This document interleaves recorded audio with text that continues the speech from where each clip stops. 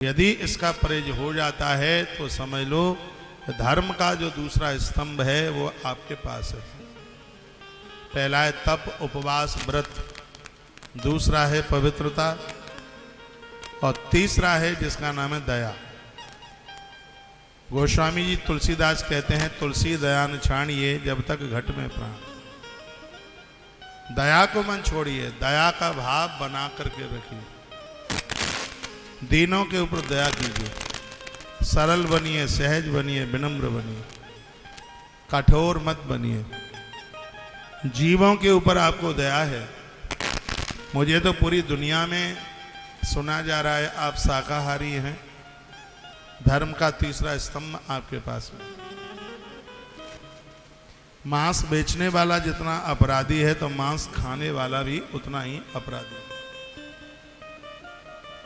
शुद्ध सात्विक शाकाहारी बनिए तो समझ लीजिए कि यह धर्म का तीसरा चरण भी आपके पास में। और चौथा है दान। ईश्वर ने दिया है तो देने की भावना रखिए, क्योंकि देते देते व्यक्ति देवता बन जाता है। देने की भावना रखिए। आप भाग्यशाली हैं, ईश्वर ने आपको बेटी दी है और आपने उसका कन्यादान किया। आप भाग्यशाली हैं कि ईश्वर ने आपको अन्न दिया है और आपने अन्न दान किया। आप भाग्यशाली हैं कि परमात्मा ने आपको साक्षरता दी है, योग्यता दी है और आपने विद्या का दान किया है। अपने आप को देने की भावना से जोड़िए। देवता इसलिए पूजे जाते हैं क्योंकि देवताओं के पास देने की भावना। इस सृष्टि में मनुष्य भी भगवान बनकर के जी सकता है, कब उसके अंदर लेने की भावना नहीं, उनके अंदर देने की भावना होनी चाहिए। तो दान धर्म का चौथा चरण बताया गया है। भागवत के अनुसार कहा गया है कि सत्यमित पादा कृता, सत्य, झूठ नहीं, सत्य। सत्य का अनुसरण करें, सत्य का पालन करें। क्यों? धर्मन दूसर सत्य समाना, आगम निगम पुराण बखाना। सत्य के समान कोई दूसरा धर्म ही नहीं है। परीक्षित राजा ने एक पाम के ऊपर खड़े वृषभ को देखा, उसको पूछा भैया तुम कौन हो? उसने परिचय दिया कि मैं वृषभ धर्म हूं और जिसे तुम गाय समझ रहे हो वो धरती है। जब से तुम्हारे पुरखे पूर्वज गए हैं तब से इस मलिक्ष ने, ये मलिक्ष कोई और नहीं कलयुग है, इन्होंने हमें बहुत त्रसित किया है। राजन रक्षमान, हमारी रक्षा कीजिए, हम आपकी शरण में। परीक्षित राजा ने इतने शब्द सुने, आप सुन नहीं रहे।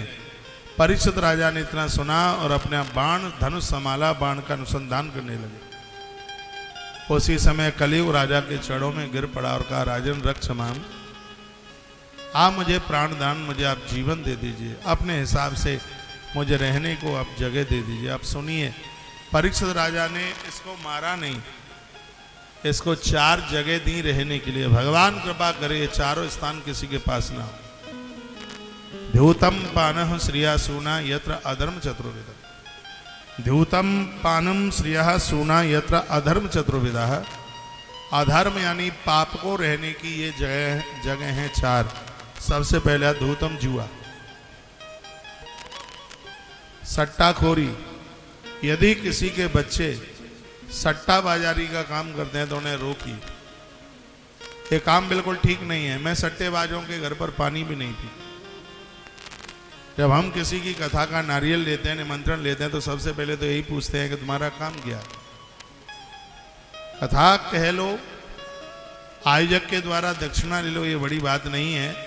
पैसा कैसा आया है ये समझदारी होनी चाहिए। देवतम, सट्टाखोरी, जुआ, इसमें कलयुग को स्थान दे दिया गया। दूसरा है नशा।